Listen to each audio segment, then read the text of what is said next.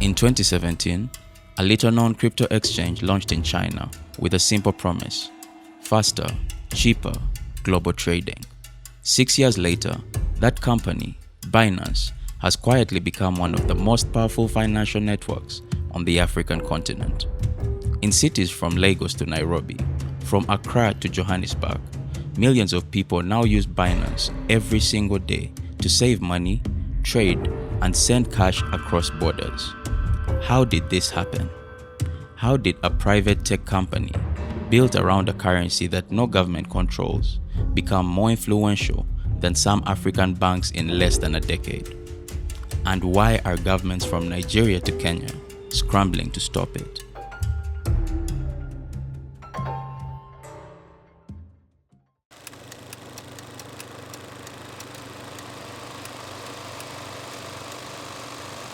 This is the story of how Binance took over Africa and why the fight for Africa's financial future is only just beginning.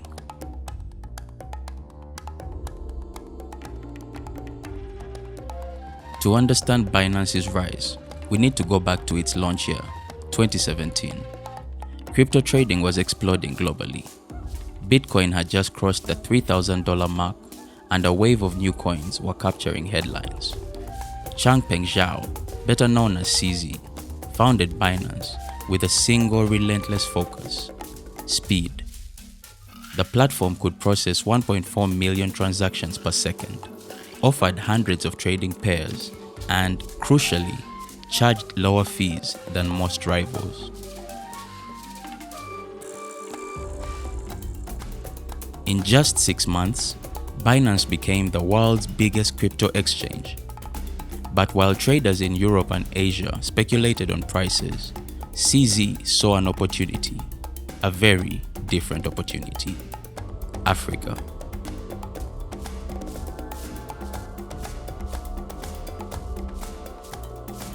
Across the continent, millions of people were facing 3 major pain points: national currencies losing value, sky-high remittance fees, and limited access to global financial markets. Binance's first African push began in 2018 with pilot projects in Uganda, followed by an aggressive expansion in Nigeria. Then came the breakthrough: Binance P2P, peer-to-peer trading. Instead of relying on banks or payment processors, P2P let users buy or sell crypto directly with each other using local currency and local payment methods. In Nigeria, this was a game changer. The country was experiencing dollar shortages, inflation was biting, and in early 2021, the Central Bank of Nigeria restricted banks from servicing crypto exchanges. Instead of killing crypto, the ban pushed millions of Nigerians onto Binance P2P, where they could trade Bitcoin or stablecoins directly with one another. Within months, Nigeria became one of Binance's largest markets anywhere in the world. The model quickly spread. In Kenya, Binance integrated with M-Pesa, the country's dominant mobile money network, allowing instant cash to crypto swaps. In Ghana, where the cedi was losing value, students and small businesses began using Binance to hold stablecoins like USDT. In South Africa, Binance launched local trading pairs in Rand and sponsored crypto education workshops at universities. The formula was clear: go where banks are slow. Offer a product people need, not just speculation, but savings, payments, and remittances. Build community through education and local ambassadors known as Binance Angels. By 2020, Binance wasn't just another exchange. It was quietly becoming the default crypto infrastructure for an entire continent.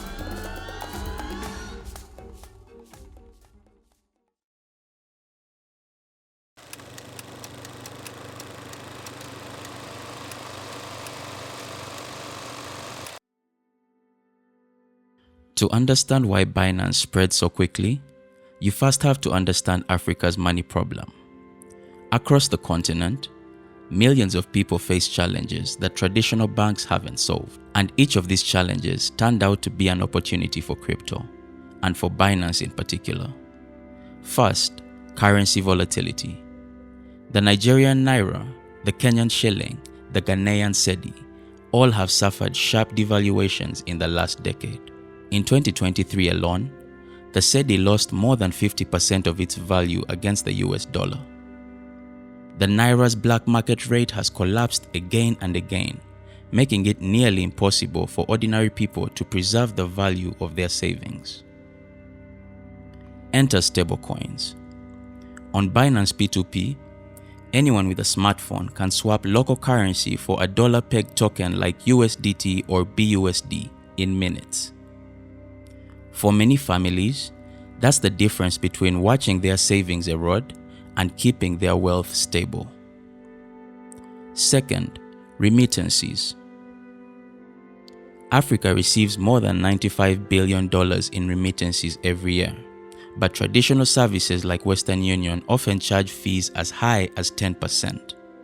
With Binance, a Kenyan nurse working in Qatar can send $200 worth of USDT to her family back home for pennies in fees, and they can instantly cash out through M-Pesa. Third, access to global markets. Many African freelancers and small businesses struggle to get paid internationally. PayPal is restricted in some countries, bank wire transfers can take days and cost a fortune. Binance P2P gave entrepreneurs a lifeline. They could accept payment in USDT, convert it to local currency, or reinvest directly into other crypto assets, all without asking permission from a bank. And finally, mobile money culture. Africa is already the world leader in mobile payments. In Kenya, more than 80% of adults use M-Pesa for daily transactions. People are used to sending money by phone. Binance simply tapped into a habit millions already had. In fact, some Kenyan traders describe Binance as M-Pesa for dollars, a way to hold and move digital dollars across borders as easily as sending a text. These forces combined to create a perfect storm. Rapid smartphone adoption meant anyone with a cheap Android device could trade. A young, tech-savvy population, Africa's median age is just 19, meant millions of early adopters were ready to experiment. And social media channels like Telegram and WhatsApp made it easy to spread tutorials, price alerts, and trading tips. For many Africans, Binance wasn't just a speculative app, it was a survival tool.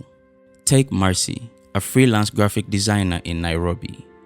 When a US client couldn't pay her through PayPal, she turned to Binance. Today, she receives payments in USDT, swaps part of it to Kenya shillings for daily expenses, and leaves the rest in stablecoins to protect her savings from inflation. Or consider Samuel, a student in Lagos. His parents send him small monthly remittances from the UK. Instead of waiting days for expensive bank transfers, they send him USDT through Binance. He cashes out to Naira the same day and avoids double-digit fees. These are not isolated stories. They are everyday use cases repeated by millions of people across the continent. Binance didn't have to convince Africans to use crypto for speculation. The market was already hungry for solutions to real problems, and all Binance had to do was show up with a platform that worked.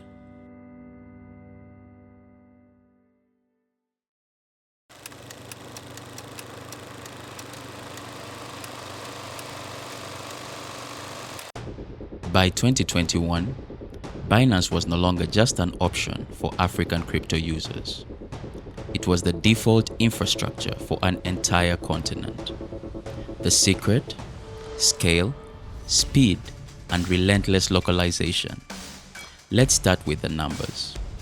Chainalysis estimates that between 2022 and 2023, Africa saw over $80 billion in annual crypto volume. Peer-to-peer transactions, Binance's specialty, made up a larger share of that activity than in any other region in the world. In Nigeria alone, Binance P2P was processing billions in trades every month. handling more than 70% of all crypto P2P volume across Africa. In Kenya, the platform became so embedded that traders began quoting prices in Binance rate instead of the official central bank exchange rate. But market share was only part of the story. Binance didn't just dominate trading, it became an ecosystem. Binance Earn let users stake crypto or stablecoins for passive yields. Launchpad offered early access to new blockchain projects. Educational programs like Binance Academy rolled out free crypto courses in English, Swahili, Hausa, and French, teaching everything from basic wallet setup to advanced blockchain coding. And they weren't just doing this from behind a website. Binance built communities. In Nigeria, volunteer ambassadors called Binance Angels hosted meetups in Lagos, Abuja, and Port Harcourt, teaching newcomers how to avoid scams and use P2P safely. In Kenya, Binance sponsored hackathons and partnered with fintech startups to integrate M-Pesa payments. In Ghana, it funded university blockchain clubs and provided small grants for student research. The strategy worked. Binance wasn't just a foreign exchange. It started to feel like a local movement. And for millions of Africans, it was transforming daily life. Freelancers in Nairobi and Accra received overseas payments directly into stablecoins, skipping high bank fees. Small import businesses in Lagos used Binance to pay Chinese suppliers in USDT within minutes. Families across the continent began using it as a low-cost remittance service, moving dollars across borders with nothing but a phone number. Even traders in rural areas got involved. With nothing more than a smartphone and a mobile money account, they could buy or sell stablecoins, acting as micro-exchanges for their communities and earning a small profit on each trade. By late 2022, Binance was so influential that Nigerian social media coined a new term, Binance economy, a parallel market where stablecoin prices often predicted real-world currency shifts. Governments couldn't ignore it anymore. What began as a niche trading platform had turned into a financial network that rivaled banks, challenged capital controls, and set its own unofficial exchange rates. Binance had effectively built a shadow dollar system for Africa, and that success was about to spark a serious backlash.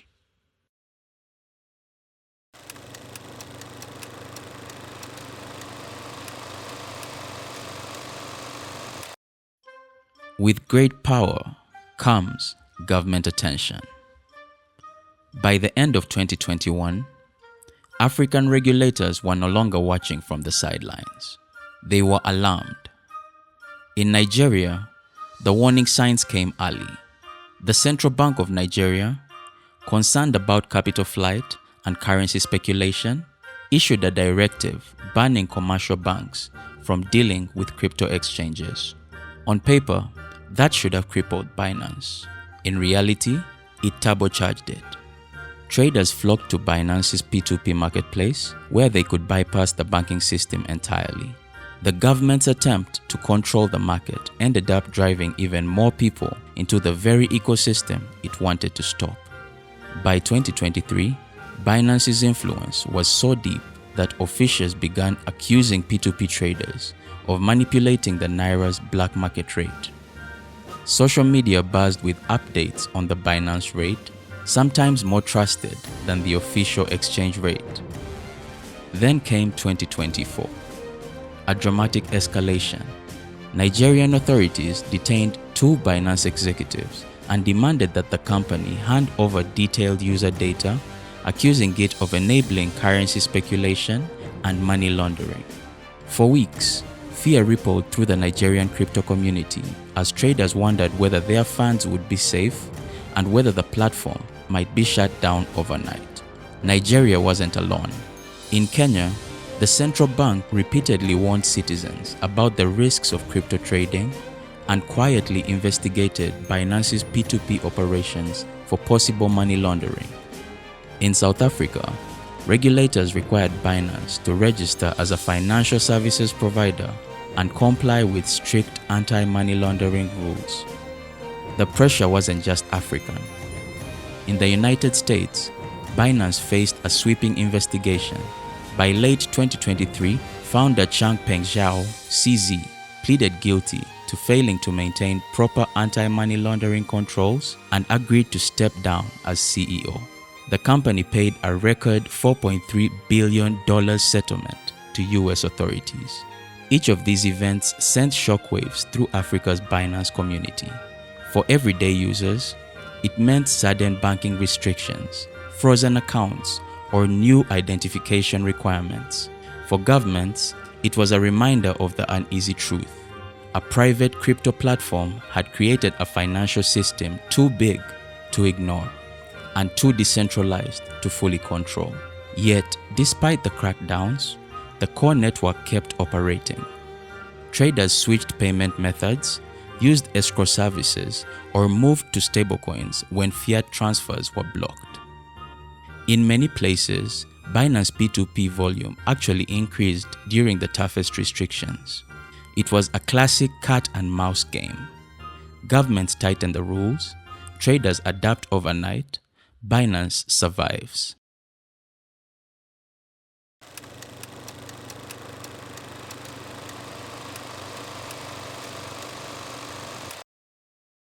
So where does Binance and Africa's crypto revolution go from here? The truth is, we are entering uncharted territory. Across the continent, governments are no longer asking if they should regulate crypto. They are deciding how far they are willing to go. In Nigeria, the central bank has launched its own digital currency, the e-Naira, a government-backed stablecoin designed to give citizens a safer, regulated alternative. But adoption remains slow, and many Nigerians still prefer the flexibility of Binance's P2P network. Ghana is piloting the e-Cedi. Kenya has commissioned research on a digital shilling. South Africa is exploring blockchain-based interbank settlements. These central bank digital currencies, CBDCs, are meant to offer the convenience of crypto without surrendering control. But will people actually use them if they don't solve the core problems of inflation, cross-border transfers, and banking fees? At the same time, Binance faces rising competition. Global exchanges like KuCoin and OKX are pushing into African markets with similar P2P services. Homegrown startups such as YellowCard, KotaniPay, and BitPesa are developing local solutions tailored to African regulations. And let's not forget Binance's own challenges. After CZ's resignation and the massive US settlement, the company must convince regulators and users that it can operate transparently and responsibly. For millions of Africans, though, the debate isn't about corporate strategy. It's about survival and opportunity. Whether you are a freelancer in Nairobi, a merchant in Lagos, or a student in Accra, the question is simple. How do you protect your money? If traditional banks can't keep pace with inflation, if remittance services charge double-digit fees, and if governments keep restricting access to dollars, then platforms like Binance will remain irresistible, no matter how many crackdowns or press conferences follow. Perhaps the bigger question is not whether Binance can keep operating, but whether Africa's financial systems can evolve fast enough to meet the needs that Binance has already proven are real. In that sense, Binance has already changed the game.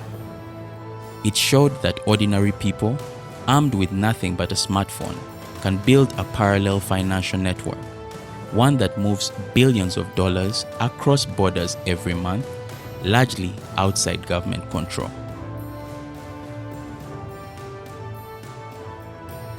Whether you see that as empowerment or danger, the genie is out of the bottle. Binance may face lawsuits, fines, and regulatory walls, but the idea it unleashed, a borderless digital financial system for Africans, isn't going back in the box. The only question now is, who will shape the future? Governments, startups, or the millions of young Africans who have already decided they don't need permission to build their own economy?